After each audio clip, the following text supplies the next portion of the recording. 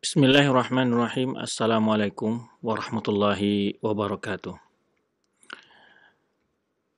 Alhamdulillahirabbil alamin. Wassalatu wassalamu ala rasulil amin wa ala alihi wa ashabihi wa man tamassaka bisunnatihi ila yaumiddin. Pemirsa Raja TV dan juga pendengar Radio Roja muliakan Allah Subhanahu wa taala. Semoga Allah Subhanahu wa taala senantiasa melimpahkan rahmat karunia-Nya kepada kita dan menjadikan kita hamba-hambanya yang selalu bersyukur atas segala rahmat dan karunia tersebut dan dapat mempergunakan nikmat-nikmat yang telah Allah berikan untuk menjadikan sebagai fasilitas mendekatkan diri kita kepada Allah Subhanahu wa taala dan meningkatkan keimanan kita kepada Allah Subhanahu wa taala. Ungkapan salawat dan salam buat Nabi kita Muhammad sallallahu alaihi wasallam, di mana Rasulullah sallallahu alaihi wasallam sangat menganjurkan agar kita sebanyak mungkin sering melakukan atau mengucapkan ungkapan Allahumma salli wa sallim ala nabiyyina Muhammadin wa ala alihi wa ashabi ajma'in, yaitu mengucapkan salawat dan salam kepada Rasulullah sallallahu alaihi wasallam. Utamanya di hari yang penuh berkah ini, yaitu hari Jumat. Secara khusus Rasulullah SAW di hari yang berkah ini memberikan motivasi kepada umatnya untuk banyak mengucapkan salawat kepada Rasulullah sallallahu alaihi wasallam. Pemirsa dan pendengar muliakan Allah Subhanahu wa taala, insyaallah pada kesempatan yang mulia ini kita akan lanjutkan pembahasan kita tentang berbagai perkara-perkara yang terkait dengan terbunuhnya Husain radhiyallahu anhu di Karbala. Itu lanjutan pembahasan tentang terbunuhnya Husain di padang Karbala. Dan berbagai persoalan-persoalan lain, yaitu yang berkenaan pertama adalah siapa yang bertanggung jawab tentang terbunuhnya Husain, ya, siapa yang harus pertama sekali bertanggung jawab. Kemudian juga berbagai riwayat-riwayat palsu, ya, yang banyak tersebar di tengah masyarakat kita tentang ketika terjadi terbunuh Husain, kejadian-kejadian, ya, yang diwakilkan dalam secara bentuk kebohongan, yang mengatakan seperti terjadi gerhana matahari, merahnya langit, segala macam ini akan kita bahas. Kemudian juga kita akan bahas sedikit sekilas yang telah sempat kita jelaskan pada pembahasannya lalu, yaitu di mana Husain dikuburkan.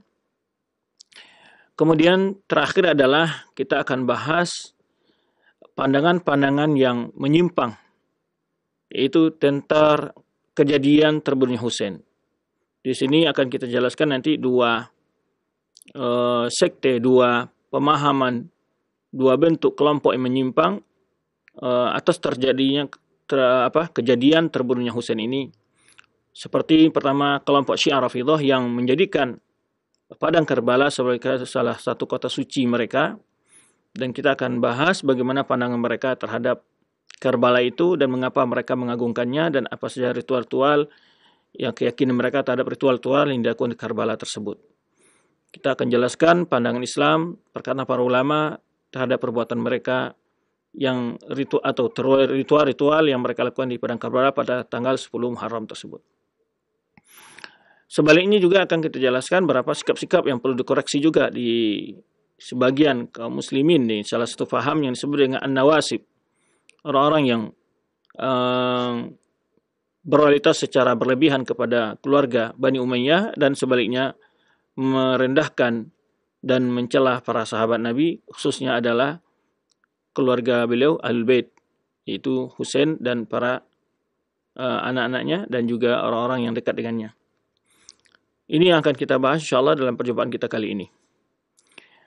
Kita akan masuk pada topik yang pertama, yaitu siapa yang bertanggung jawab sebetulnya atas terbunuhnya Husain ini. Karena orang-orang Syiah Rafidhah yaitu membuat semacam opini yang menyesatkan di tengah-tengah kaum muslimin, di mana membuat berbagai riwayat-riwayat palsu, tuduhan-tuduhan bohong terhadap kaum muslimin yang lainnya, seperti umpamanya terutamanya adalah Yazid yang telah kita bahas sebelumnya, bagaimana Yazid sangat merasa terpukul sekali dengan atas terbunuhnya Husain, dan telah kita jelaskan bagaimana Yazid sangat muliakan anak-anaknya yang dibawa ke Syam setelah terbunuhnya Husain, kemudian dia beri perbekalan yang begitu cukup untuk kembali ke Madinah dengan dikawal oleh para sahabat Nabi SAW, di antara Nu'man bin Bashir dan juga dikawal oleh hamba-hamba sahaya dari Bani Umayyah, ya. Dan yang sebelumnya juga telah terjelaskan, hakikatnya Yazid menawarkan kepada anak Ali, terutamanya Husain bin Ali bin Abi Thalib, kemudian juga Fatimah binti Ali, Fatimah binti Husain bin Ali radhiyallahu anhum, ya, menawarkan agar mereka mau menetap di kota Syam, tetapi mereka meminta agar tetap mau kembali ke Madinah. Taib. Setelah di mana kemudian juga telah kita jelaskan setiap mana kebutuhan-kebutuhan dari keluarga Husain sangat diperhatikan oleh Yazid, ya, dan juga tidak membolehkan siapapun dari kalangan muslimin yang melakukan hinaan, celaan kepada keluarga Husain. Kemudian, ya, siapa yang bertanggung jawab? Para ulama kita menjelaskan orang yang benar-benar harus mempertanggungjawabkan atas terbunuhnya Husain itu adalah, pertama adalah masyarakat Kufah yang telah menulis begitu banyak surat kepada Husain yang menyebabkan Husain, ya, terpengaruh dengan rayuan mereka, menggambarkan mereka adalah orang yang sangat fanatik dalam membela Husain.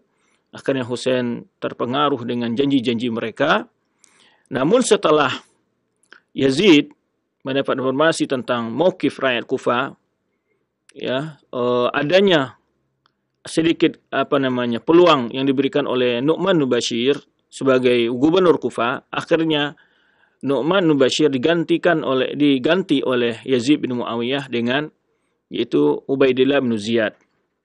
Nah, setelah Ubaidillah bin Ziyad, ya, berkuasa, di mana Nu'man bin Bashir tidak menangkap orang-orang yang melakukan manuver-manuver gerakan provokasi di tengah masyarakat untuk menolak kekuasaan Yazid bin Muawiyah dan mengangkat Husain sebagai gubernur Kufah, tidak ditanggapi secara tegas oleh Nu'man bin Bashir, sehingga semakin meluas pengaruh mereka. Akhirnya Yazid bin Muawiyah mengangkat Ubaidillah bin Ziyad sebagai ganti dari Nu'man bin Bashir.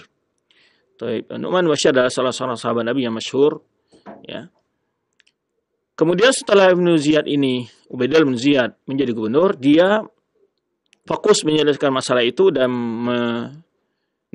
membuat semacam pasukan-pasukan untuk mengantisipasi berbagai kejadian-kejadian yang ada.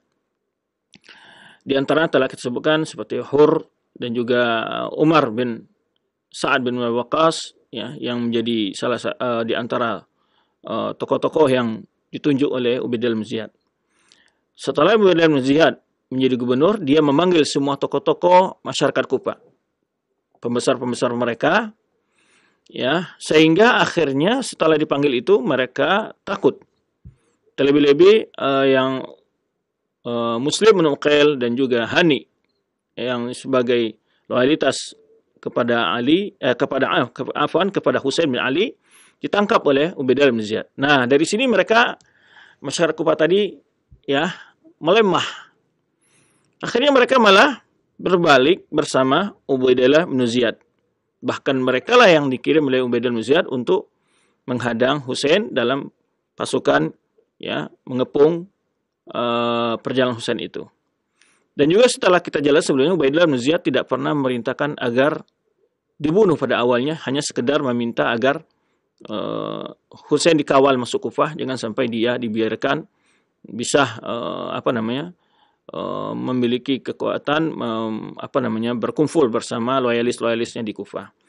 Namun di tengah perjalanan telah kita kisahkan, Husain meminta beberapa negosiasi setelah sebetulnya Husain waktu itu menawarkan beberapa negosiasi, namun ada seseorang pasukan dari Ubaidillah bin Ziyad ini yang memiliki hati yang sangat keji, yaitu Syamar ibn Ziljawshan, menolak tawaran Husain itu dan mengatakan kepada Ubaidillah bin Ziyad, kalau tawaran dia yang engkau terima berarti engkau adalah orang yang bisa diatur oleh Husain dan engkau adalah seorang gubernur Ya, engkau seharusnya memberi keputusan. Nah, ini salah satu pendapat yang telah kita jelaskan kemarin, dan pada akhirnya yang membunuh Husain juga adalah Syamar bin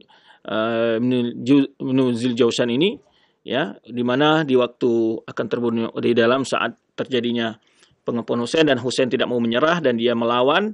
Nah, para sahabat Nabi dan pasukan-pasukan muslim itu tidak ada yang berani membunuh Husain. Dan yang berani itu adalah memang tadi Syamar ibnu Ziljausan ini, dan dia adalah memang seorang orang yang keji dan terindikasi dia berfikiran orang-orang yang khawarij dan seterusnya. Taib. Maka oleh sebab itu para ulama mengatakan yang seharusnya bertanggung jawab itu adalah masyarakat Kufah, di mana mereka tidak komitmen dengan apa yang telah mereka janjikan kepada Husain bin Ali bin Abi Thalib radhiyallahu anhum. Nah, ini masalahnya. Oleh sebab itulah para ulama menyebutkan, Ibnu Hajar menjelaskan umpamanya tentang mauqif atau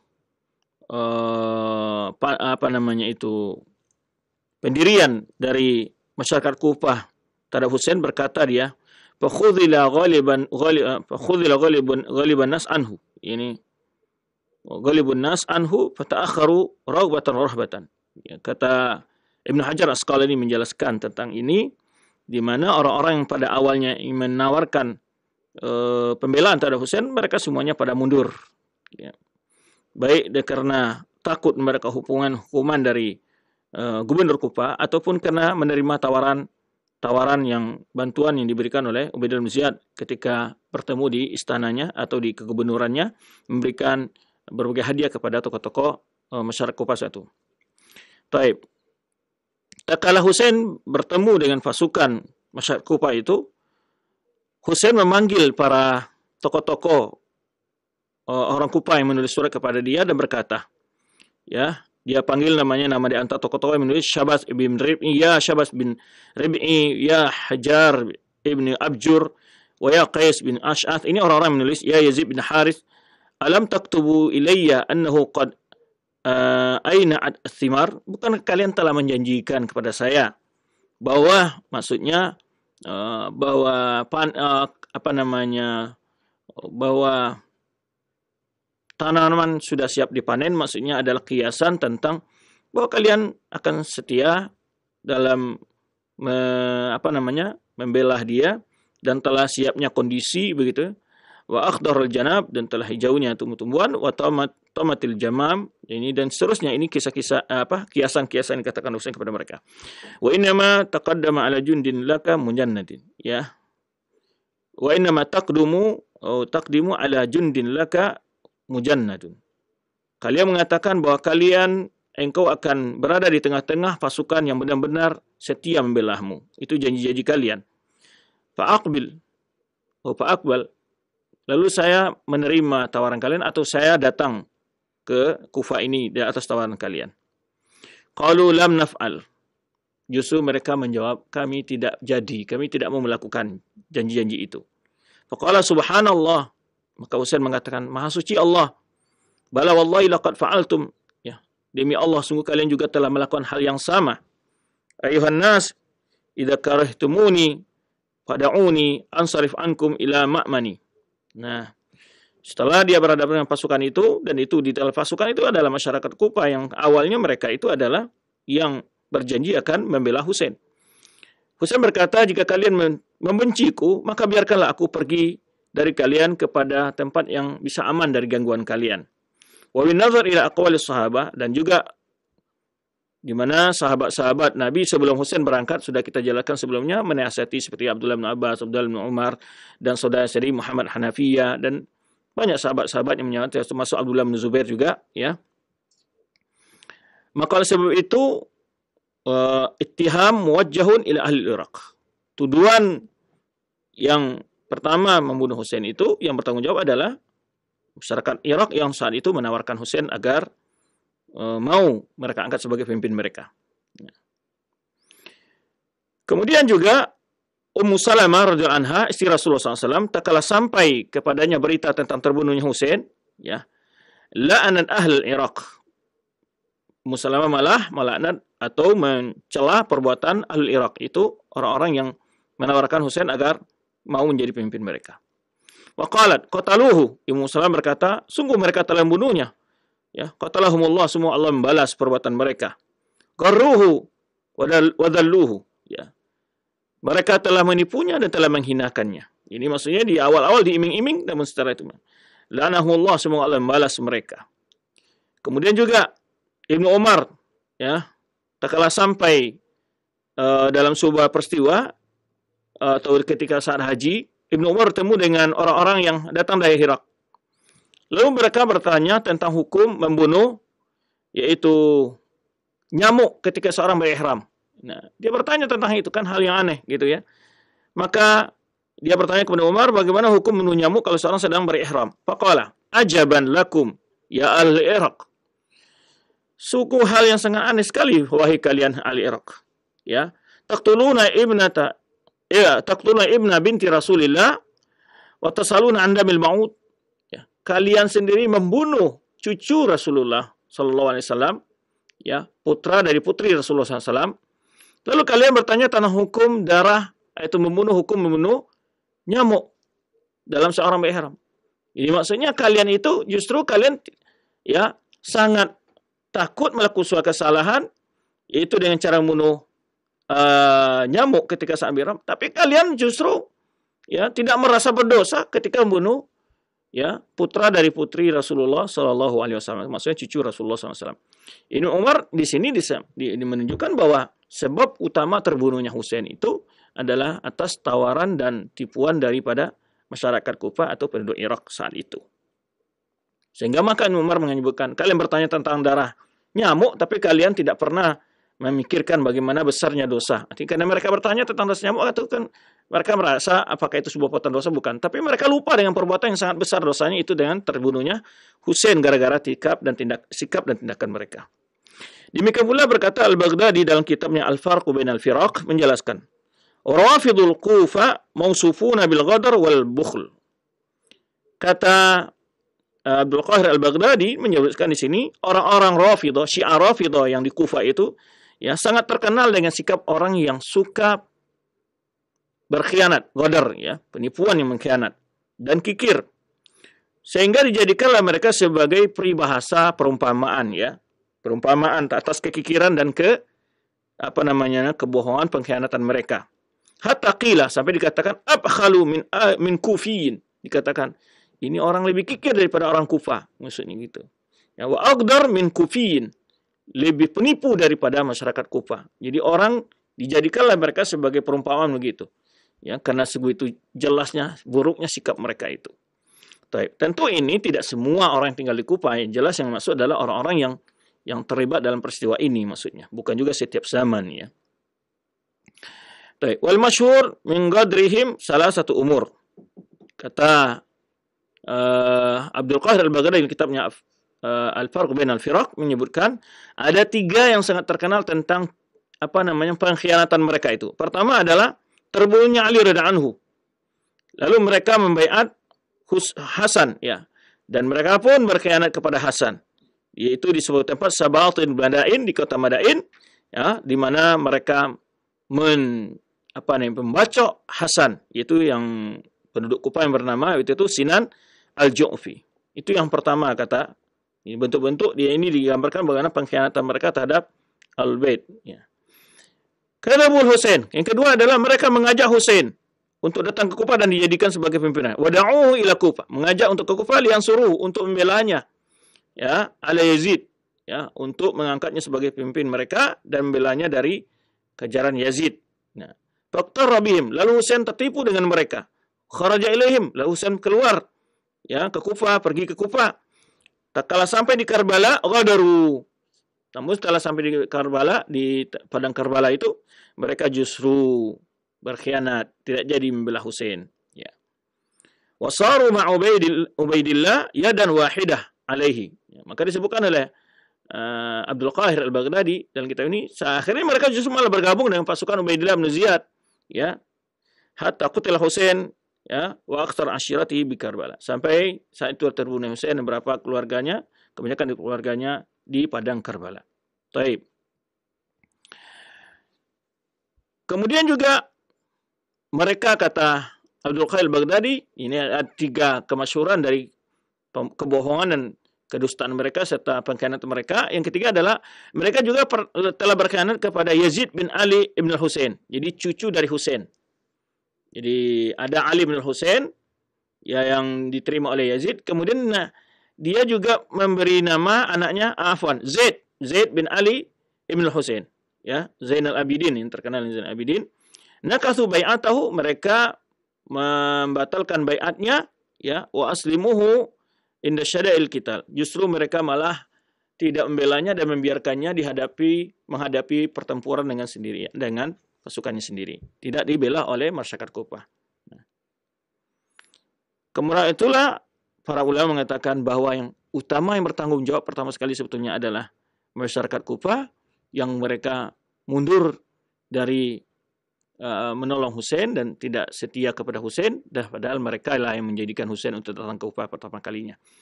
Bahkan sebagian ulama sampai mengatakan seandainya masyarakat Kufah itu betul-betul membela Husain, melawan, dan sungguhnya pasukan dari Ubaidillah bin Ziyad yang menghadang atau yang terjadinya perlawanan dengan Husain itu, mereka tidak akan mampu karena masyarakat Kufah itu ribuan. Ya. Baik. Termasuk di antara yang tertuduh bertanggung jawab di sini adalah Ubaidillah bin Ziyad, ya, karena memang dialah yang mengirim pasukan dan dialah yang akhirnya menolak dan memaksa agar Husain supaya mau membaiat kepada dia untuk mengambil baiatnya Yazid, ya kan? Maka termasuk orang yang juga bertanggung jawab dengan hal ini karena dia yang menjadi gubernur Kufah saat itu. Itu jelas dia bertanggung jawab, ya. Nah, itu di antaranya. Jadi ini orang-orang yang terlibat, ya, secara moral atas terbunuhnya Husain, ya. Kemudian, ya,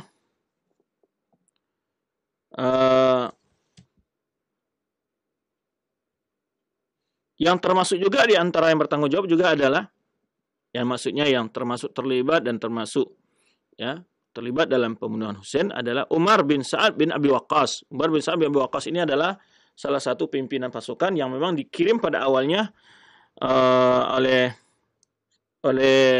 Ubaidillah bin Ziyad sebetulnya untuk berjihad di daerah Rai, ya, daerah itu. Tapi tak kala sampai beritanya tentang Husain masuk ke Kufah,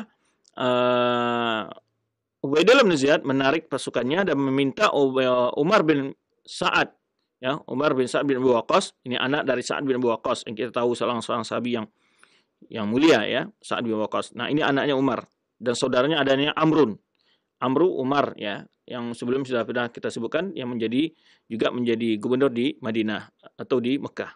Taib. Di antaranya itu ya terlibat. Bahkan sebelumnya Umar bin Sa'ad bin Waqqas ini tidak mau, ya, dikirim oleh Ubaidillah bin Ziyad untuk menghadang Husain masuk Kufah. Tidak mau dia. Tahu karena ini Husain adalah seorang sahabat Nabi, cucu Nabi, kemudian juga keluarga Nabi, ya, tidak mau. Pada awalnya dia nggak mau. Namun mendapat ancaman dari Ubaidillah bin Ziyad untuk tetap melaksanakan tugas itu. Nah ini di antara orang-orang yang terlibat, itu yang ikut, ya, mendapat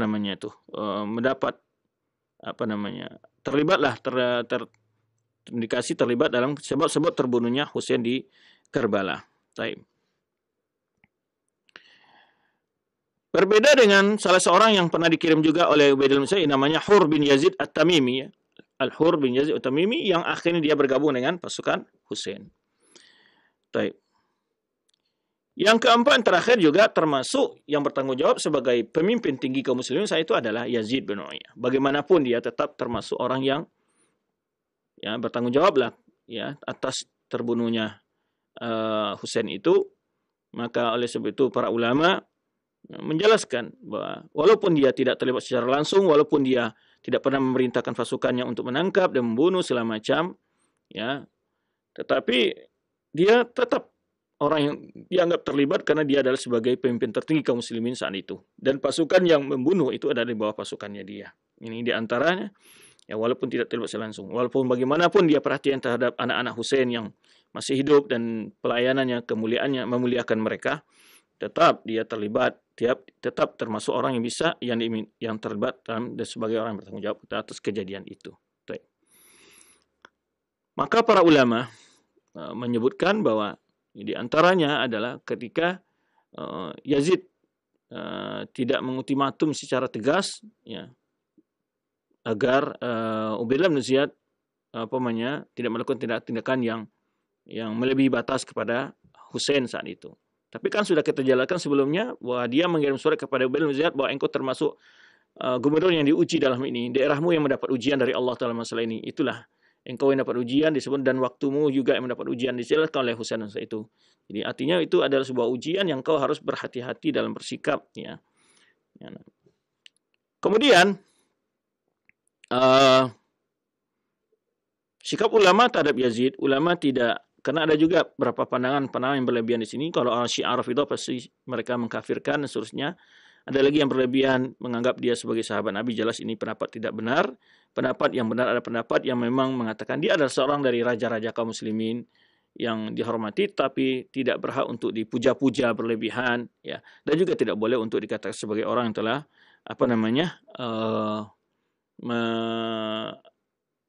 keluar dari Islam atau melakukan perbuatan-perbuatan yang dianggap dia keluar dari agama Islam. Juga tidak boleh kita hukum seperti itu. Maka pendapat yang benar itu adalah pendapat yang adil. Dia juga tidak dipuja-puja secara berlebihan, juga tidak boleh dimaki-maki dan dilaknat dan seterusnya. Baik, berikutnya adalah cerita-cerita karangan-karangan palsu, ya, tentang terjadinya kejadian-kejadian saat terbunuhnya Husain. Nah, orang Syiah adalah orang yang sangat ekstrim, berlebihan dalam membuat cerita kejadian terbunuhnya Husain di Karbala ini. Macam-macam mereka sebutlah, sampai mereka mencincang-cincang macam-macam, ya, kisah-kisah yang berlebihan, ya, yang tidak sama sekali dilakukan oleh kaum muslimin, ya, pada orang kafir apalagi sebagai sama muslim. Di antara kitab-kitab sejarah Syiah, ya, penuh dengan ini, ya, tentang kejadian-kejadian. Antaranya disebutkan di sini adalah seperti umpamanya ihmirarul ufuq, ya, langit menjadi merah kata mereka. Wa tatfaqud dima min tahti hijarah, ya, bermunculannya darah di bawah batu, ya, mengalirnya darah di bawah batu. Wa buka al-jin, ya, menangisnya para jin, dan berbagai berita cerita khayal yang lainnya yang dibuat oleh orang Syiah ketika itu, ya. Dan sampai hari ini mereka masih membesar-besarkan cerita itu. Mereka gambarkan dalam buah syair, janjian-janjian. Kalau kita lihat di YouTube itu banyak sekali. Klik saja, yaitu Pesta Karbala. Nanti akan keluar bagaimana mereka membaca syair-syair dalam doa-doa mereka itu dengan penuh. Bagaimana menggambarkan Husain diinjak-injak, di mana mereka buat dengan cerita yang begitu sangat dramatis begitu, sedih, dan membuat orang menjadi terpancing emosionalnya untuk terpukul, ya, menyiksa diri, ya, kemudian juga untuk menangis. Nah, itu cerita-cerita yang sekarang yang sengaja mereka lakukan, ya, untuk memancing agar orang yang peserta di dalam ritual Karbala itu terpancing untuk menyiksa dirinya, memukul dirinya, ya, begitu menyesal dan segala macam. Nah, itu dibuat oleh orang Syiah secara seperti itu, ya, seperti dramatis seperti itu. Nah, sengaja mereka menghiperbolakan lah, ya, membuat cerita-cerita yang berlebihan, ya. Tetapi bila kita lihat semua sanad hadis cerita yang mereka buat itu adalah penuh dengan kedustaan, kebohongan, palsu, ya, kepalsuan dan seterusnya. Kemudian ini yang dikatakan oleh di antara contoh-contoh kebohongan Syiah yang lain adalah, ya, mereka menyebutkan bahwa dari sisa-sisa dari anak Husain itu diambil mereka dibawa menggunakan onta dalam keadaan tidak berpakaian. Ya. Ini di antara contoh-contoh yang mereka sebutkan. Innama nabatat laha asnima min dzalikal yaum litastur auratahun. Disebutkan juga kisahnya, disebutkan sehingga ketika onta itu membawa mereka, tumbuh punduknya onta itu agar menutup mereka, agar aurat mereka tidak terlihat oleh orang lain. Ya, dari belakang dan depan. Jadi kata mereka sebelumnya onta itu tidak ada namanya punduknya yang berbentuk seperti gunung itu katanya. Tapi itu asal ceritanya kata mereka adalah kenapa ada punggung onta itu yang seperti gunung, ada yang melekuk begitu. Itu awal ceritanya katanya adalah, itu kata orang Syiah adalah awalnya adalah kejadiannya adalah onta ingin melindungi aurat daripada Ahlul Bait yang dibawa di onta setelah kejadian Karbala. Itu untuk contoh-contoh cerita-cerita palsu mereka buat. Berkata Ibnu Katsir, "Laqad balagha Syiah fi yaumi Asyura." Mereka telah membuat berbagai cerita yang sangat ekstrim-ekstrim tentang cerita hari Asyura. Fawadau ahaditsa katsira, membuat hadis-hadis palsu begitu banyak, wa kadziban fahishan, kebohongan yang sangat keji, ya. Min kauni syamsi kusifat yauma idzin, menyebutkan matahari saat itu terjadi gerhana. Hatta badatun nujum, sampai juga bintang terbit di siang hari. Wa ma rafa'a yauma idzin hajar illa wujida tahtahu dam, tidak sebuah batu pun diangkat saat itu kecuali di bawahnya ada darah. Wa in arja'as sama ihmarat, mereka mengatakan bahwa seluruh arah langit, posisi langit terlihat merah. Wa anna syamsa kanat tatlu wa syu'a'uha ka'anha dam, dan mereka menceritakan juga bahwa matahari terbit seperti bahwa cahaya seperti darah. Wa sarat sama ka'anha alaqatan, ya, sebagaikan langit itu bagikan gumpalan darah. Wa anna kawakib sara yadribu ba'daha ba'd, ya, mereka menceritakan bahwa bintang-bintang hampir berbenturan antara satu dengan lainnya. Wa amtartis sama daman ahmar, mereka menceritakan juga, ini menceritakan bagaimana cerita-cerita palsu yang dibuat oleh orang Syiah. Bahkan mereka mengatakan yaitu saat itu langit hujan darah, ya. Wa anna hamra lan takum fis sama qabla ya'idin, mereka mengatakan sebelumnya tidak ada itu warna merah di langit itu. Itu adalah asal ceritanya, sebagaimana dari cerita dari pondok onta yang dua mengondol itu. Nah, mereka ceritakan juga tidak ada awalnya adanya warna merah, cahaya merah di langit, kecuali itu asalnya adalah ketika telah terbunuhnya Husain. Ini mereka sebutkan, ya. Kemudian mereka juga menyebutkan cerita wa anna ra'sa Husain lama dakhalu bihi Kaisar Imara ja'al haitan tasilu daman. Mereka menceritakan ketika kepala Husain dibawa ke menghadap kepada istananya Ubaidillah bin Ziyad, menyebutkan bahwa dinding mengalirkan darah. Wa anal ardu azlamat salata ayyam, mereka mengatakan bahwa bumi gelap selama 3 hari, ya. Ini semua cerita yang mereka buat. Walam yumassul safaran wala warasa mimma kana ma'ahu yawma idzin illa ihtaraqa massahu, ya. Mereka menyebutkan tidak seorang pun mencoba memegang perhiasan itu, maksud zafaran itu warna yang diwarnai bagi para wanita, atau minyak harum ataupun bunga yang dipegang, semuanya kecuali terbakar, ya. Wala rafa hajar min hijarah Baitul Maqdis illa dhahara tahtahu damun ghabitun, ya. Mereka menyebutkan tidak ada diangkat sesuatu dari batu dari Baitul Maqdis kecuali di bawahnya ada darah yang beku. Wa al-ibil lati ghanamuha min al-ibil Husain hina tabakhuha sara lahmuha mislul alqam, ya. Mereka sebutkan juga bahwa unta Husain yang mereka ambil itu dagingnya yang mereka sehingga menjadi keras, ya. Ila ghirza min akadzib wal hadis mawdu'a allati la yasihu minha syai'un, dan lain-lain demikian, kata Ibnu Katsir, dari cerita-cerita bohong, ya, hadis-hadis palsu yang mereka buat yang sama sekali tidak ada kesahihannya, kata Ibnu Katsir. Taib. Ini cerita yang dibuat oleh orang-orang Syiah tentang hari terbunuhnya Husain. Taib. Berikutnya kita sebutkan faedah-faedah lain dari, ya, perkara-perkara lain berkenaan dengan terbunuh Husain pada hari Asyura ini. Kebetulan juga pada hari Asyura dan di Karbala. Nah, sungguhnya telah terjadi karena kejadian ini bid'ah yang begitu banyak, ya. Jadi kita sebutkan ada yang ekstrem kiri, ekstrem kanan. Ada yang seperti Syiah, itu adalah mereka sangat menjadikan hari itu sebuah hari yang sangat bersedih selama hidup mereka, dan hari tersedih selama ada di muka bumi ini, ya. Dan juga sebaliknya ada kelompok yang menjadikan hari itu adalah hari untuk bergembira. Nah, ini sebaliknya. Taib. Kemudian, ya, mereka menjadikan syahidnya Husain, orang Syiah ini, pada tanggal 10 Muharram itu sebagai hari untuk hari kesedihan. Hari yang begitu sangat mengecewakan. Bahkan di bulan itu, sebulan sebelumnya, di dalam kitab-kitab Syiah mereka menyebutkan, bahkan mereka mengharamkan mengadakan perjalanan-perjalanan penting, melakukan perbuatan-perbuatan penting. Bahkan mereka ada yang berkurung rumah dalam 1 bulan itu. Bahkan mereka, jika ada anak lahir pada bulan itu, dianggap anak yang sial oleh mereka, dan seterusnya, ya. Sampai demikian mereka tasyaumnya, yaitu pesimisnya dengan segala perbuatan-perbuatan mereka pada hari Asyura itu, ya. Dan kemudian mereka membuat pula cerita-cerita dalam hadis kejadian Asyura itu, kebunuhan Husain Karbala itu, ritual-ritual yang mereka lakukan, dan itu mereka buat hadis-hadis palsu, di mana ritual-ritual itu sangat mengandung pahala yang begitu besar. Nah, di samping mereka tadi sudah melakukan sebuah menjadikan sebuah hari yang sangat bersedih, sebaliknya mereka juga membuat sebuah ritual-ritual, dan itu digambarkan punya pahala-pahala yang sangat besar, gitu, ya. Nah, mengatakan bahwa bersedih di hari itu membawa keampunan, mendapatkan rahmat, ya, menghilangkan dosa, dan seterusnya.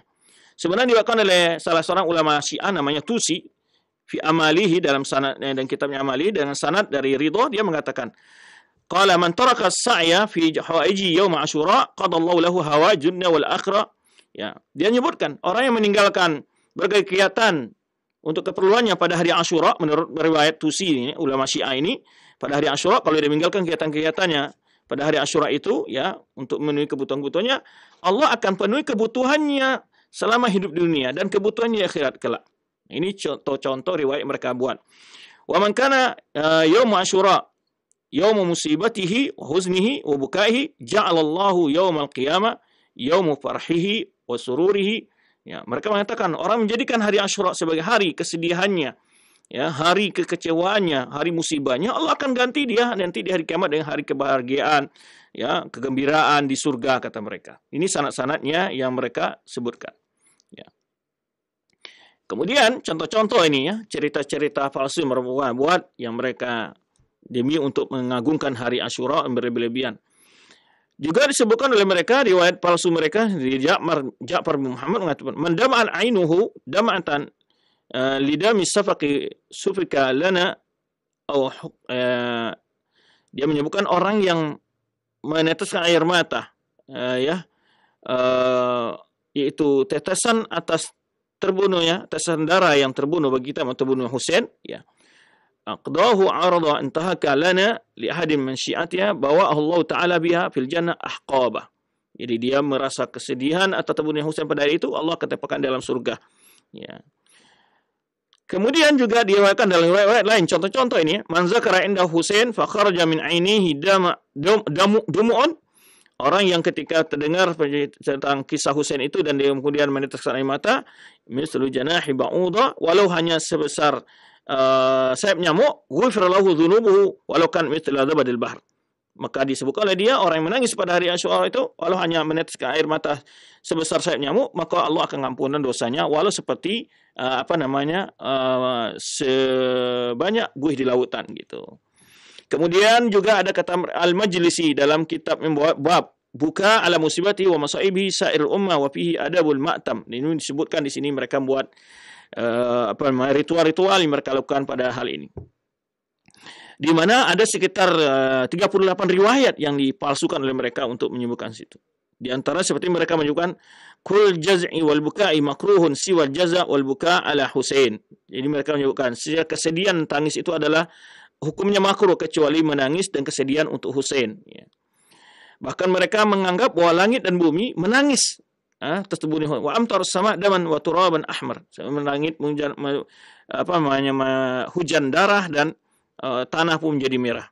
Dan banyak sekali sebenarnya kalau kita cerita-cerita dalam kitab Usul Kafi seperti Kulaini, ya, mereka bertanya tentang apa hukumnya puasa pada hari Asyura, wa ma yaqulun nasfi, bagaimana pendapat manusia tentang hal itu. Faqala Ansami bin Marjana sa'altani, dia menganggap bahwa hari Asyura itu enggak boleh dipuasakan. Itu adalah puasa atas syariatnya Ibnu Marjana. Ibnu Marjana maksudnya adalah Ubaidillah bin Ziyad.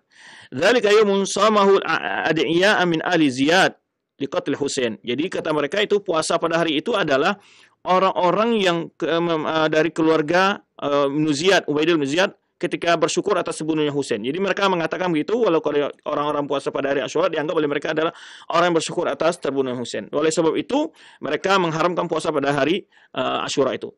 Wa huwa yawmu yatasha'amu bihi ahlul Muhammad wa yatasha'amu bihi ahlul Islam. Ya. Dia menyebutkan dalam kitab Al-Kafi Kulaini menyebutkan itu adalah hari kekecewaannya pada keluarganya Muhammad, pada orang-orang Islam. Ya, tidak dipuasakan juga tidak la yutabarak wa bihi, dan juga tidak dianggap hari itu hari yang berkah, kata mereka. Yaumul Itsnain yaumun nahsin qabadallahu azza wa fihi nabiyuhu wa ma usiba al Muhammad illa fi yaumil Itsnain fatasha'amna bihi wa tabarraka bihi Ibnu Marjan. Mereka mengatakan bahwa hari Isnin ataupun hari Asyura kita bersedih, tapi orang-orang musuh kita, ini mereka sebut Ibnu Marjan, mereka menjadikan hari yang penuh berkah. Nah, ini satu penilaian mereka, ya. Bagaimana mereka menganggap puasa Asyura itu adalah puasa atas kesyukuran atas terbunuhnya Husain, kata mereka. Maka itu mereka menganggap orang-orang puasa hari Asyura itu adalah orang-orang yang redha atas terbunuh Husain, dan ya, sedangkan yang utama bagi mereka adalah hari itu adalah hari kesedihan bagi mereka. Ini bentuk syariat yang disyariatkan oleh mereka, berbeda dengan apa yang dikatakan oleh ulama-ulama kita dan juga syariat yang menuntun kita, ya. Kemudian ya, mulailah berbagai kegiatan-kegiatan, ya. Di antaranya pada hari Asyura ini mereka di Karbala merayakan berbagai bentuk ritual-ritual yang sangat mengerikan, ya, dengan menyiksa diri mereka dengan rantai, dengan pedang, dengan apapun, ya, meratap, memukul muka mereka, bahkan sebagian mereka ada yang membawa anjing kemudian diberi nama merek Abu Bakar, nama seperti tulis di situ nama Abu Bakar atau sebut Umar atau Aisyah atau Hafsah, itu binatang-binatang itu mereka siksa. Itu begitu dendamnya mereka, ya, terhadap para sahabat Nabi tersebut. Kemudian, ya, mereka menempuk dada mereka dengan muka mereka, ya, dengan rantai dan segala macamnya. Ini barangkali bagi yang untuk ingin membuktikan gampang saja, lihat saja, anak, ya, perayaan hari Asyura di tengah Karbala, ya, bisa banyak sekali video-video ada di YouTube. Ya, kita bukan di sini membuat cerita yang bohong, dan ini kenyataan di mana orang Syiah menjadikan hari itu sebagai hari besar mereka, ya. Bahkan hari itu adalah hari bagaikan ibadah hajinya mereka, ya. Berdatanganlah dari orang-orang Syiah dari berbagai penjuru dunia kadang-kadang untuk merayakan hari Asyura tersebut. Sebetulnya saya pernah menulis, ya, suatu pesta Karbala, ya, dalam sebuah tulisan yang dimuat salah satu majalah, kalau nggak salah itu majalah Sunnah, yaitu bagaimana mereka berlebih-lebihan dalam menganggap Karbala itu tempat Karbala, juga waktu 10 Asyura itu mereka lakukan berbagai ritual-ritual yang sangat bertentangan dengan ajaran agama kita. Nah, di antaranya adalah sebagai mereka menurut Syiah Rafidhah pada Karbala jauh lebih mulia daripada kota suci Mekah. Ini bentuk-bentuk penyimpangan yang mereka yakini tentang Karbala dan hari Asyura tersebut. Menurut riwayat dalam kitab-kitab Syiah, ya, disebutkan dalam riwayat Syiah Rafidhah, Allah akan menjadikan Karbala sebagai pusat dan tempat berkumpul para malaikat dan orang-orang mukmin. Itu maksudnya orang Rafidhah, ya, ia akan, ya, memiliki kemuliaan bagi orang hadir di Karbala, akan tersebar padanya berbagai keberkahan. Ya, seandainya seorang berdoa di Karbala kepada Allah, niscaya Allah akan memberikan dengannya satu doa saja 1000 kali lipat kerajaan dunia. Itu bentuk-bentuk keutamaan yang mereka sebutkan, ya. Dalam kitab mereka Usul Kafi, berbagai tempat di bumi saling berbangga. Ya, dia mengatakan dalam riwayatnya dalam kitab Biharul Anwar karangan Majlisi, itu disebutkan jilid, ya, 53 halaman 12, riwayat nomor 1 dan bab 28, itu jelaskan riwayat yang kita sebutkan tadi. Dia mengatakan bahwa berbagai tempat di bumi saling berbanggakan, ya. Lalu Ka'bah berbangga di atas tanah Karbala. Maka Allah mewahyukan kepada Ka'bah, ya, wahai Ka'bah, ya, diamlah engkau, ya. Jangan engkau berbangga di atas Karbala. Sesungguhnya dia adalah bumi yang penuh berkah. Dalam riwayat lain disebutkan, kalau bukan karena Karbala, sungguh aku tidak akan ciptakan engkau. Ini kata Allah kepada bumi Ka'bah. Itu dalam riwayat-riwayat orang Syiah. Ya. Bahkan mereka menyebutkan juga dalam kitab mereka, yaitu Biharul Anwar. Ya. Ini riwayat-riwayat ini banyak dalam jilid 57 halaman 202, riwayat 147 bab 1, dan juga At-Tahzib jilid 6 halaman 72, riwayat nomor 6, ya. Kemudian juga Al-Wasail karangan mereka juga jilid kitab Syiah jilid 14 bab 68 halaman 513 sampai 516, ya. Di mana riwayat ini di antara isinya adalah Allah telah menciptakan padang Karbala sebelum menciptakan bumi Ka'bah, ya. Jadi bumi yang paling pertama diciptakan, kata dia, sebelum Ka'bah itu adalah bumi Karbala selama 24.000 tahun, ya. Ia Karbala telah suci dan berkah sebelum penciptaan para makhluk. Itu disebutkan dalam kitab mereka, bahwa Karbala itu telah menjadi tanah suci sebelum diciptakan para makhluk. Ia senantiasa demikian sampai Allah jadikan ia sebagai tempat yang paling afdol di muka bumi ini. Bahkan dia salah satu tempat di surga, kata mereka. Nah, ini bentuk-bentuk, ya, riwayat bagaimana keyakinan Syiah terhadap Karbala, bumi Karbala, dan juga terhadap ritual-ritual yang mereka lakukan di situ. Tentu ini jelas sangat bohong, ya. Kita lihat bagaimana firman Allah Subhanahu wa taala menjelaskan bahwa rumah Allah yang pertama di muka bumi adalah di Mekah. Surah Al-Imran ayat 96 Allah sebutkan, "Inna awwala baitin wudi'a lin-nasi lalladzi bi Bakkah mubarakan wa hudan lil alamin. Sesungguhnya rumah suci yang pertama kali diletakkan di muka bumi ini untuk manusia, kata Allah, adalah yang pertama kali adalah di kota Mekah yang diberkahi dan sebagai petunjuk bagi manusia. Ya. Dalam ini jelas Ka'bah adalah rumah ibadah yang pertama kali dibangun di muka bumi ini, dan ia adalah tempat yang penuh berkah. Ya. Oleh sebab itu Rasulullah SAW menyebutkan bagaimana keutamaan beribadah di Ka'bah. Ya. Rasul menyebutkan salatun fi masjidi hadza afdal min alfi salatin fi ma siwahu illa masjidil haram. Hadis riwayat Imam Bukhari Muslim. Kata Rasulullah SAW, salat di masjidku ini lebih utama 1000 kali lipat dibanding masjid selainnya, kecuali Masjidil Haram. Maka dalam riwayat lain disebutkan bahwa di Masjidil Haram itu pahalanya 100.000 ya, kali lipat. Oleh sebab itu Rasulullah SAW menyebutkan la tusyadu illa salasati masajid. Masjidil Haram wa Masjidil Rasul SAW, Masjidil Hadza wa Masjidil Aqsa. Hadis ini bahkan Imam Bukhari tidak bolehkan melakukan perjalanan untuk melakukan ibadah, mencari keutamaan beribadah di sebuah tempat kecuali ke Masjidil Haram, Masjid Nabi SAW Madinah atau Masjidil Aqsa. Nah, sementara orang-orang Rafidah, orang Syiah Rafidah mengatakan ya bahwa Karbala adalah salah satu suci, bahkan lebih suci dari kota Mekah.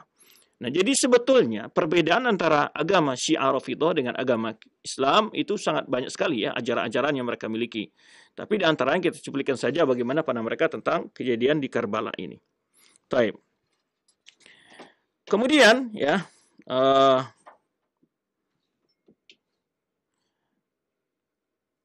kita tahu bahwa Rasul SAW adalah hamba Allah yang paling mulia. Tapi tidak pernah beliau mengarahkan umatnya, menganjurkan umatnya akan menjadikan tempat kuburan beliau ataupun hari kematian beliau ya sebagai hari untuk dirayakan, dimuliakan, tidak pernah. Dan demikian pula ya, yang lebih mulia daripada Husain pasti ayahnya, yaitu Ali bin Thalib, juga terbunuh pada hari Jumat. Juga tidak ada tuntunan dari para sahabat Nabi untuk dijadikan sebagai hari untuk paling bersedih. Demikian pula Umar bin Khattab atau Utsman bin Affan. Umar bin Khattab bunuh juga saat salat subuh di masjid Nabi SAW. Juga tidak ada tuntunan untuk dijadikan sebagai hari yang paling bersedih. Karena memang itu mereka adalah orang-orang yang syahid di jalan Allah. Baik Umar yang terbunuh, ataupun Utsman, ataupun Ali, ataupun Husain. Mereka adalah orang-orang yang dimuliakan di sisi Allah Subhanahu wa taala sebagai syahid, tapi tidak adanya tuntunan dijadikan hari-hari kematian mereka, hari tersyahid mereka sebagai hari untuk dibesar-besarkan, hari untuk dilakukan ritual-ritual tertentu, apalagi diutamakan ya, dibuat hadis-hadis palsu ya, atau dijadikan tempat terbunuhnya sebagai tempat yang keramat, tempat yang mulia dan seterusnya. Nah, sayang sebagian kaum muslimin banyak terpengaruh dengan akidah-akidah Syiah Rafidah ini, yaitu meniru bagaimana sebagian orang mengagung-agung kuburan para walinya, kuburan para sahabat orang-orang dianggap mulia ya, atau menjadikan hari kematiannya sebagai hari-hari yang diperingati, diagung-agungkan. Ini juga mulai tersebar di sebagian kaum muslimin gitu ya. Padahal Rasulullah SAW tidak membolehkan hal itu ya. Tidak membolehkan hal itu. Taib. Di dalam kitab-kitab Syiah penuh dengan riwayat juga menyebutkan ya hukum keutamaan pesta duka di hari Asyura. Mereka menyebutkan ya, salah seorang tokoh Syiah Rafidah telah menulis buku khusus tentang bagaimana ritual-ritual yang harus dilaksanakan di hari Asyura di Karbala. Menurut mereka ada sebuah kitab mereka tulis, Al-Majalis Al-Fakhira fi Ma'atim Al-Itra At-Tahira. Ya. Atau lebih pasti disebut oleh Syekhul Islam Taimiyah dalam kitab beliau Manhajus Sunnah An-Nabawiyah, itu Manasik Al-Husainiyah. Taib.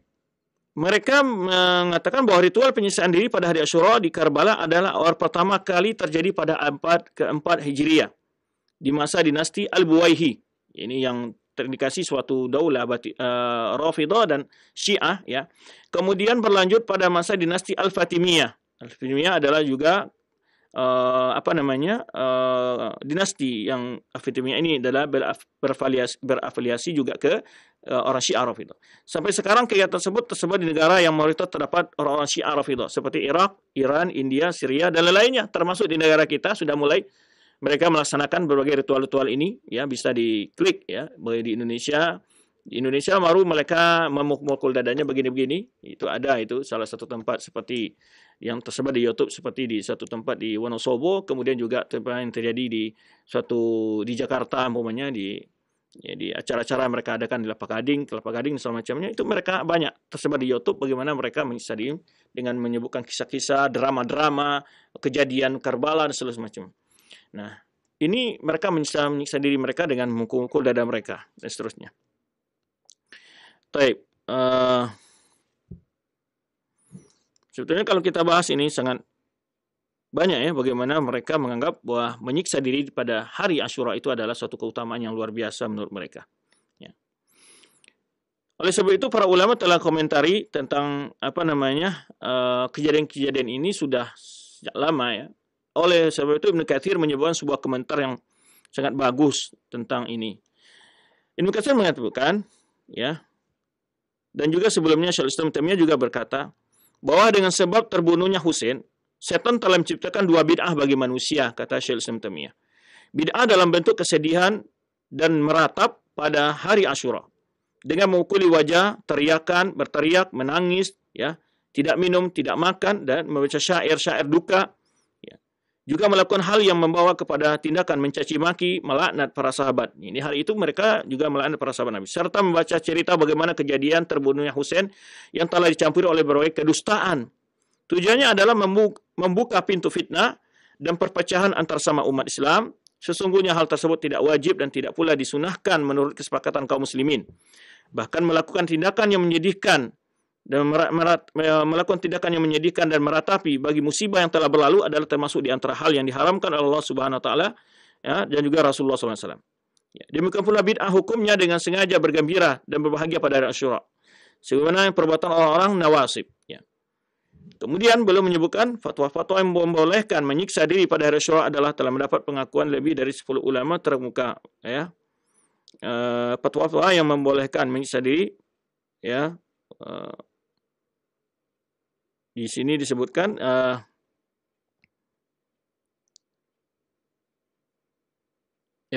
kemudian di sini dijelaskan bahwa mereka mencoba ya mempelintir perkataan-perkataan para ulama untuk membolehkan perbuatan menyiksa diri di hari Asyura, terutama tentu banyak fatwa-fatwanya orang Syiah itu.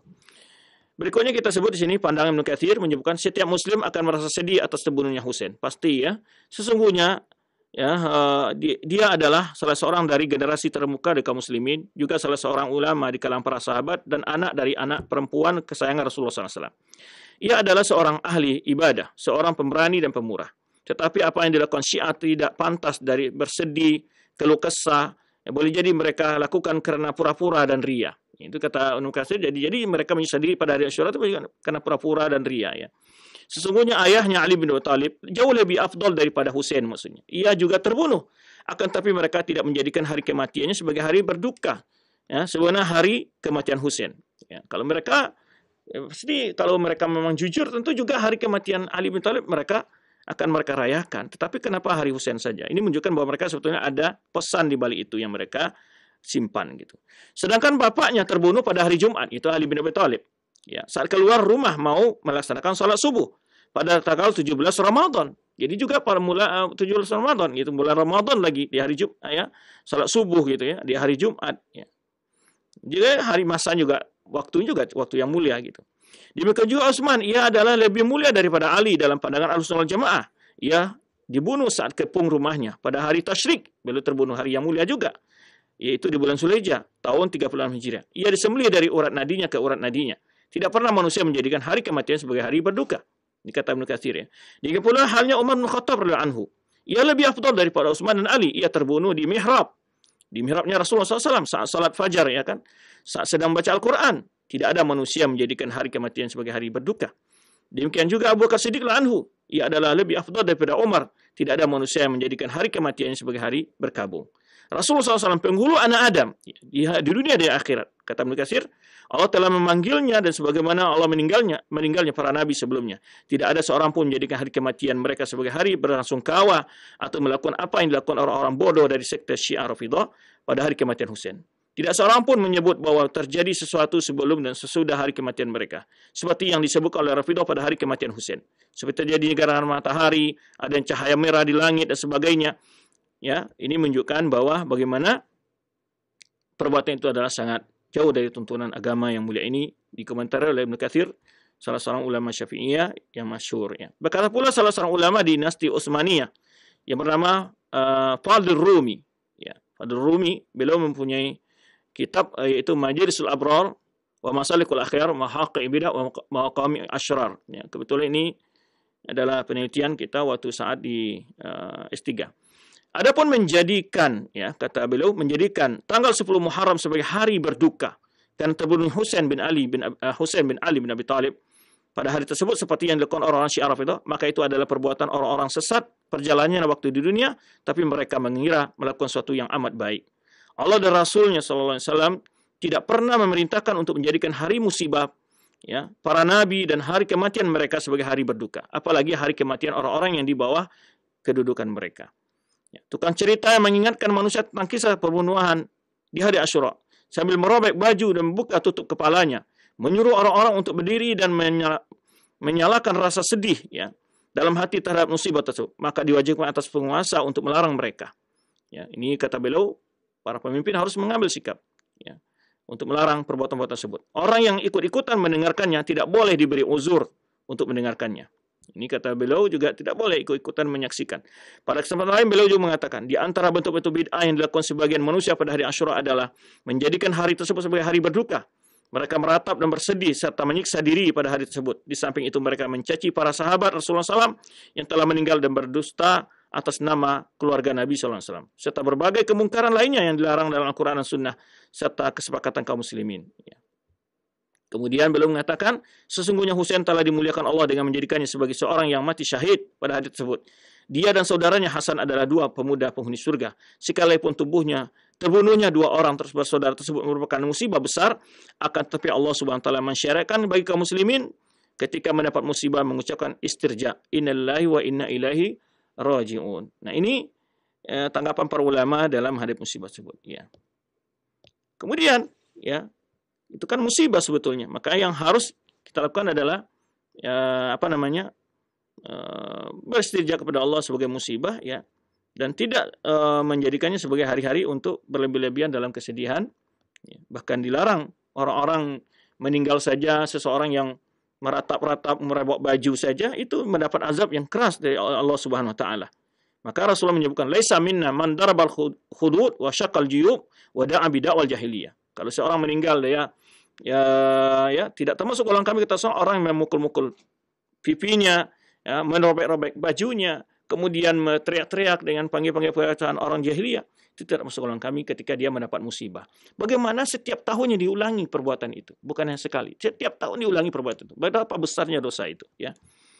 Kemudian juga Rasulullah SAW menyebutkan, ya, ana bari'un mimman bari'a minhu Rasulullah SAW, kata Abu Sa'al Asy'ari. Di mana Rasulullah SAW bari'un minal haliqah, orang-orang yang cabut rambutnya ketika musibah, wasaliqah, ya, wasyaqah, menyabut baju dan seterusnya. Kemudian juga Rasulullah SAW menegur sekali ketika orang dapat musibah dia menyiksa dirinya, itu bukan sifat seorang muslim. Rasulullah SAW menyebutkan, arba'un fi ummati min amri jahiliyah. Ada 4 perkara di tengah umatku ini, dan termasuk umur perkara-perkara jahiliyah.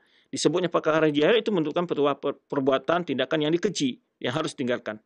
Yang mereka tidak meninggalkannya, kata Rasulullah. Al-fakhr bil ahsab, berbangga dengan garis keturunan. Wa ta'nu fil ansab, mencela keturunan orang lain. Wal istiqa bin nujum, ya, meminta hujan melalui bintang. Wan niyaha al mayt, meratapi mayat, ya. Kemudian kata beliau, an-naihatu lam tatub qabla mautiha, orang yang meratapi mayat dan tidak bertobat sebelum dia meninggal, tuqamu yaumil qiyamah, dia akan dibangkit pada hari kiamat. Wa ila sirbalun min qatranin, dia akan memakai jaket dari tembaga yang panas sekali, ya, atau dir'un min jarab, atau jaket daripada penyakit yang disebut, ya, kurap dan segala macamnya. Nah, ini berapa penjelasan para ulama kita, ya.